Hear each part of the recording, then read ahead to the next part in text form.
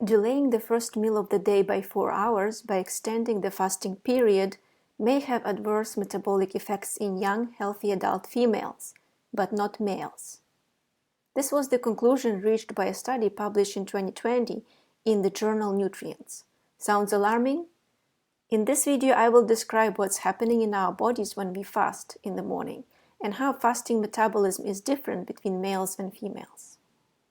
We enter a fasting state after not eating for about 12 to 14 hours, which includes sleeping time. In the fasting state, the balance between the action of the three main metabolic hormones changes. These hormones are insulin, glucagon, and epinephrine.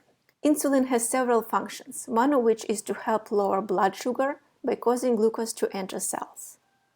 Glucagon raises blood sugar by causing the liver to break down glycogen and release glucose into the bloodstream.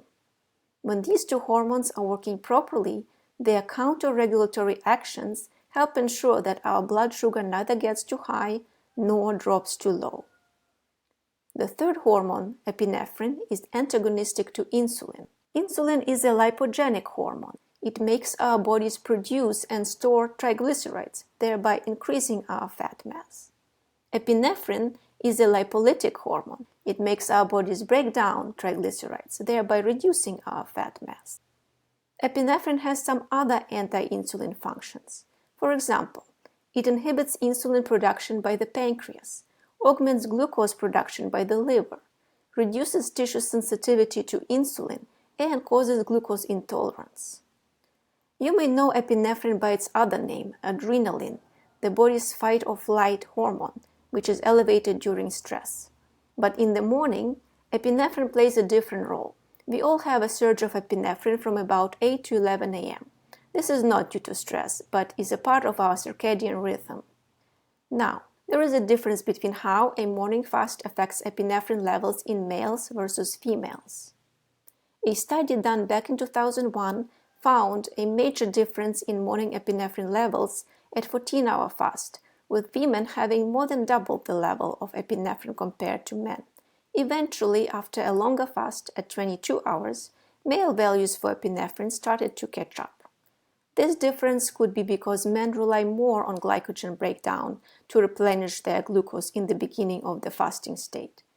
Women store less glycogen, so they have to switch to fat burning earlier. Epinephrine helps accomplish this switch. So again, here epinephrine plays a role of a metabolic hormone, not a stress hormone. Let's go back to the study that I mentioned in the beginning. In that study, the researchers divided the participants into 3 groups and gave them a morning meal containing 55% carbs. The first group had it 12 hours after their last meal the night before, the second group had it at 14 hours, and the third group at 16 hours. Then the researchers measured blood sugar levels before and 2 hours after the meal in all participants. What they found was that the 12 and the 14-hour groups maintained normal glycemic control after their meal, the gray and the blue lines in these graphs. In contrast, women in the 16-hour group had delayed glucose clearance, the orange line, which was not the case for men in the 16-hour group. At first, this seemed surprising as fasting glucose was the lowest in this group of women. But this is actually a normal sign of elevated epinephrine. Indeed, this is what a science paper back from 1984 says. During glucose feeding, mild elevations of epinephrine that have little effect on fasting glucose levels cause marked glucose intolerance.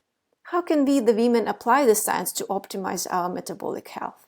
We may skip or delay our breakfast for different reasons, be it a morning rush or deliberate time-restricted eating. Either way, if we find ourselves in a fasting state before our first meal of the day, we have to remember that we might already be in a fat-burning mode, as well as in a state of glucose intolerance due to epinephrine's inhibiting effects on insulin actions. An exception might be the times when our estrogen levels are high, such as during ovulation, pregnancy, or due to estrogen dominance. Estrogen skews the balance towards insulin rather than epinephrine.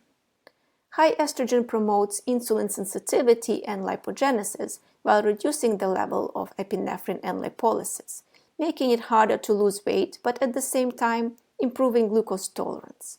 In any case, the safest breakfast meal for our metabolism is the one that doesn't have high glycemic index foods, such as starches and sugars. Simply skip carbs and enjoy a protein and vegetable-rich breakfast whenever you get a chance to have it.